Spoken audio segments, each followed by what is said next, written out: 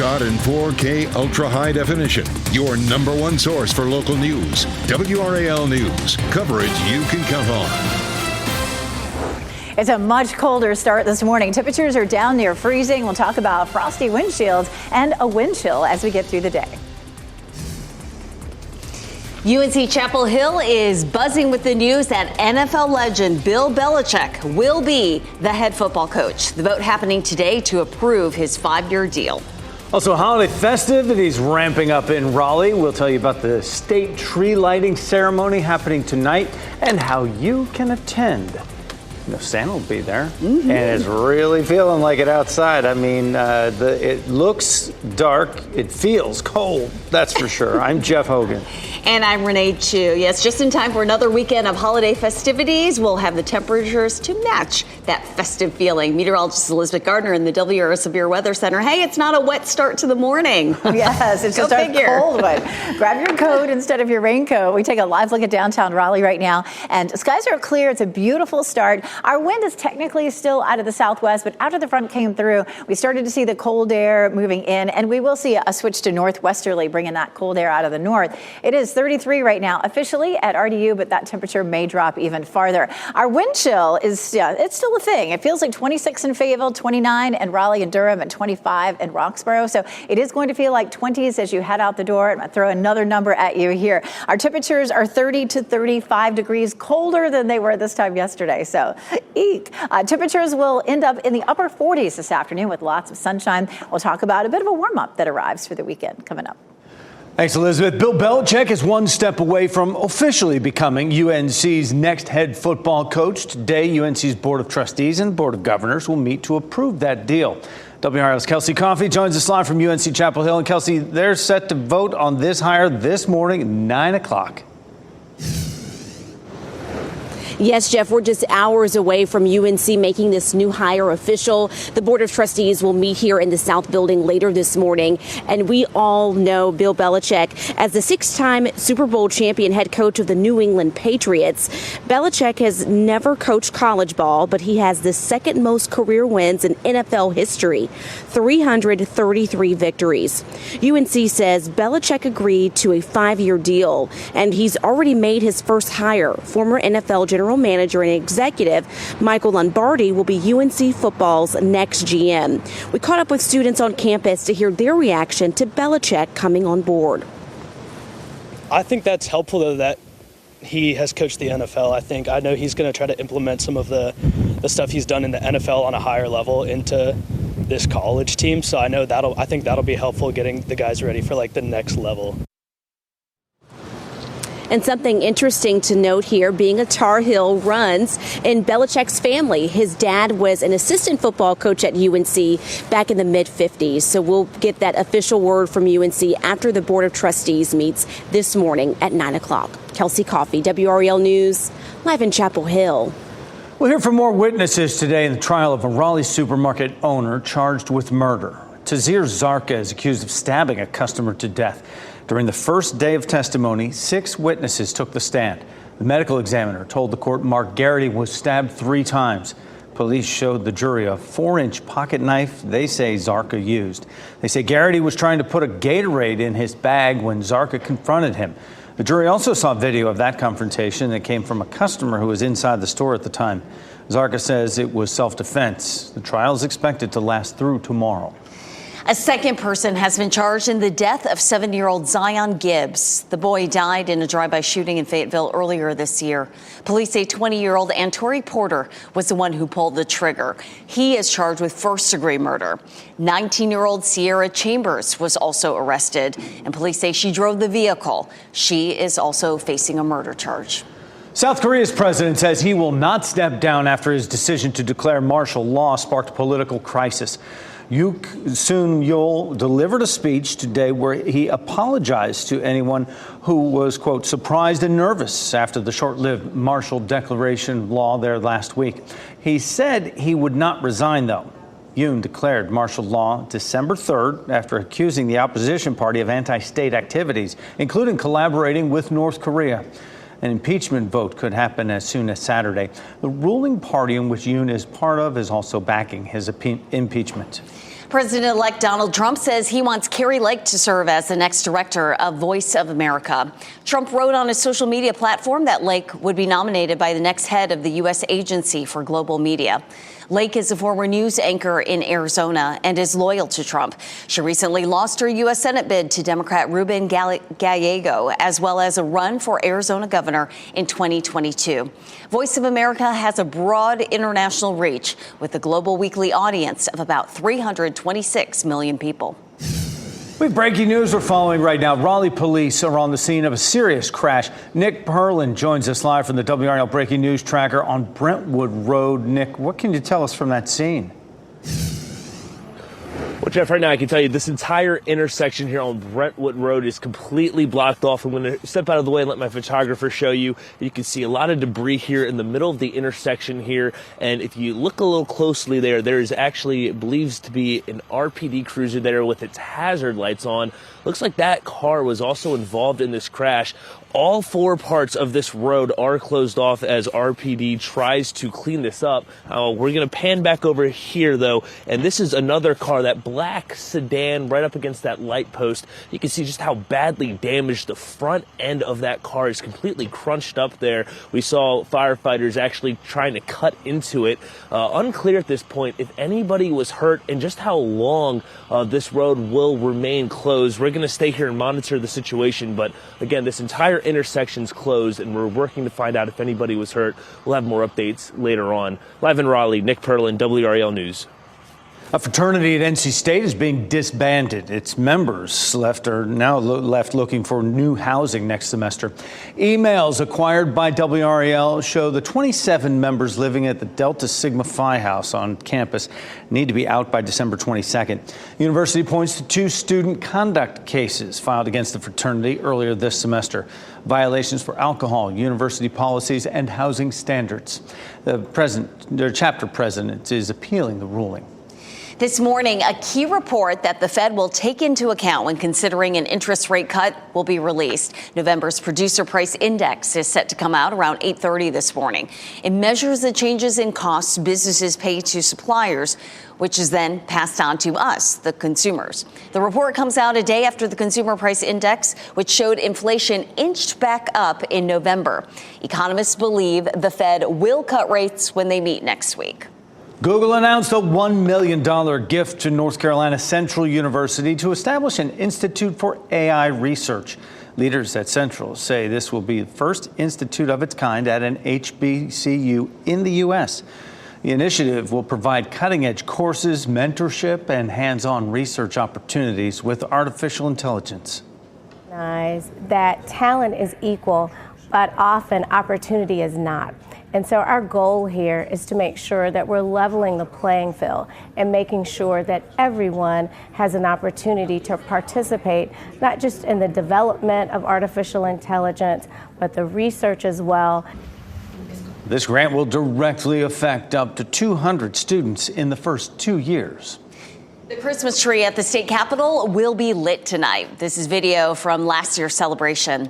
The lighting of the state Christmas tree is considered the official start of the holiday season in North Carolina. The festivities begin on Capitol Square at 5:30 this evening. Holiday music performance by the Raleigh Concert Band. The ceremony will start shortly after 6. And shortly after that, the Durham Holiday Parade right around the corner with WRAL's Ken Smith, Ashley Rowe, and Grace Haba. You can join them to see the floats, the marching bands, dance groups, and a visit from Santa. Our live coverage of the Durham Holiday Parade starts Saturday morning, 10 a.m. on WRAL. For nearly a month, drones have been hovering over homes, businesses, and military bases in New Jersey. It spun around, did 180 degrees, went back out the other way, then it kind of looped around and then took off past us. What Homeland Security has ruled out in its investigation into these unexplained sightings. Well, Saudi Arabia is hosting the 2034 World Cup. The criticism coming in from human rights groups. And this is a live look at downtown Durham, where the American Tobacco Tower is all lit up. It's going to be chilly when you step outside this morning. Meteorologist Elizabeth Gardner will tell us when temperatures will get back into the 60s. From the WRAL Severe Weather Center, North Carolina's most experienced team of meteorologists. It is 4:43, and we're taking a live look at Sanford this morning, where everything is quiet. Our skies are clear. It's going to be a nice day today. It's just going to be a little on the cold side. Right now, you're heading out the door. Temperatures are mostly near freezing. 32 in Lewisburg, 33 in Tarboro, 29 in South Hill, 32 in Goldsboro. We have a little bit of a breeze, so we'll have a wind chill, making it feel a little bit colder than that, mostly in the 20s as you head out the door this morning. So prepare as you're sending the kids out the door this morning. Temperatures this afternoon will be in the upper 40s. But this is the beginning. You know, this is kind of the bottom here. We're going to start a warm up. We're going to see some nice conditions as we get to the weekend. Saturday in particular looks good, especially for the Durham Parade. Sunday looks a little wet. We'll check in on the timeline for that in just a bit. Elizabeth, thanks. Crews in Rhode Island worked into the night to restore power to thousands after a damaging storm there. Strong winds brought down trees and power lines across the state last night. The storm also caused some flooding on streets in Providence. An investigation is underway in Texas after a small plane crashed into a busy intersection and injured several people. It happened yesterday afternoon in Victoria, Texas. That's about an hour and a half from Corpus Christi. Police say 4 people were taken to the hospital with injuries. The plane's pilot is also alive and was treated for injuries. Police say 3 cars were damaged when that plane crashed into that intersection. Investigators are trying to figure out if the pilot was trying to make an emergency landing at the time. A woman from Hawaii who vanished last month in Los Angeles has been found safe. Hannah Kobayashi's sister and mother say they are relieved and grateful she has been found. Kobayashi was declared a voluntarily missing person last week after police said they had video of her crossing into Mexico. She disappeared after failing to get on a connecting flight in L.A. while flying from Hawaii to New York. Police say there is no evidence that she was being trafficked. Her father traveled from Hawaii to L.A. to help look for her and then died by suicide while there. The Pentagon is weighing in on the mysterious drones spotted flying over New Jersey. During a briefing yesterday, Pentagon Press Secretary Sabrina Singh said these drones are not U.S. military drones or from a foreign entity. New Jersey state lawmakers and local leaders who attended the briefing say they have very few answers. They know nothing. And no disrespect for the people that are in there. I believe that they're working very hard. This is unacceptable. According to Homeland Security, the sighting started more than 3 weeks ago with drones flying nearly every night, sometimes for 6 or 7 hours. The video you're seeing now was taken Saturday in the borough of Oakland, New Jersey. The FBI is actively investigating and is asking people to share any videos, photos, or other information they may have. Ahead this morning on Today, Sam Brock is live in New Jersey with the growing concern among residents and officials about this mystery in the skies. Meta confirms it has donated $1 million to President-elect Donald Trump's inaugural fund. The donation comes 2 weeks after Meta CEO Mark Zuckerberg met with Trump privately at Mar-a-Lago. It's a big pivot from nearly 4 years ago when Meta banned Trump from its platforms after the January 6th storming of the Capitol. Trump previously accused Zuckerberg of plotting against him in the 2020 election and has called Meta-owned Facebook an enemy of the people. The 2034 World Cup has officially been awarded to Saudi Arabia. Portugal, Morocco, and Spain will combine to host the 2030 tournament. The decision, however, comes with pushback from groups that criticize Saudi Arabia's human rights record. A joint statement from 21 organizations with signers from international trade unions and global human rights organizations called the move a moment of great danger for human rights. Human rights organizations have called out Saudi Arabia for a record of abuse that includes imprisoning women's rights campaigners and killing journalist Jamal Khashoggi in 2018.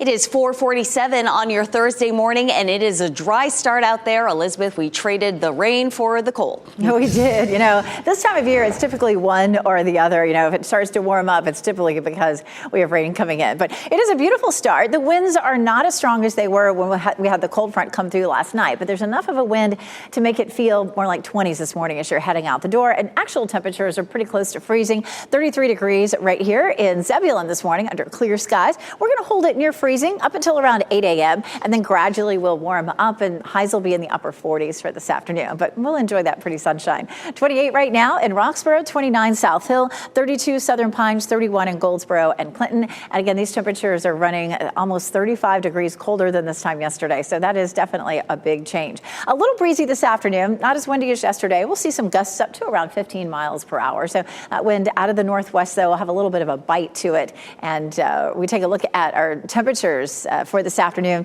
looking at around 49 degrees. Checking our weather watcher, beautiful photo here, mostly cloudy yesterday. Donna Richardson shot this shot from Wendell with that gorgeous sunset. Such pretty colors there. We love to see your weather watcher photos. Go to WRAL.com and search weather watchers. 56 is our normal high temperature. We're going to see another nice little warm up. We'll see temperatures close to normal for Friday, Saturday, and Sunday, and then a little bump up for us next week. Our overnight temperatures will be coldest tomorrow morning at 29, and then we'll see the same thing there too, warming up as we get into next week. Durham Holiday Parade is on Saturday. We are very excited. We'll have that broadcast right here at 10 o'clock, and temperatures will be in the low 40s, climbing into the mid 40s by the afternoon. And then for the Carrie Christmas Parade on Saturday, we're also looking at some warmer temperatures anyways. We get into the afternoon, we'll see a high of around 53. Look at these warm temperatures that are on tap for next week. We're checking out the potential for almost 70 degrees on Tuesday. I'll show you why we'll see such a big switch coming up. Thanks, Elizabeth. If you're a coffee drinker, sit back and enjoy, but you will want to pay attention to this. How much your favorite cup of joe could go up in price in the coming days, and the reason why. And Paul Mescal will be appearing in a different kind of Coliseum in his next movie. His role in a film all about the Beatles.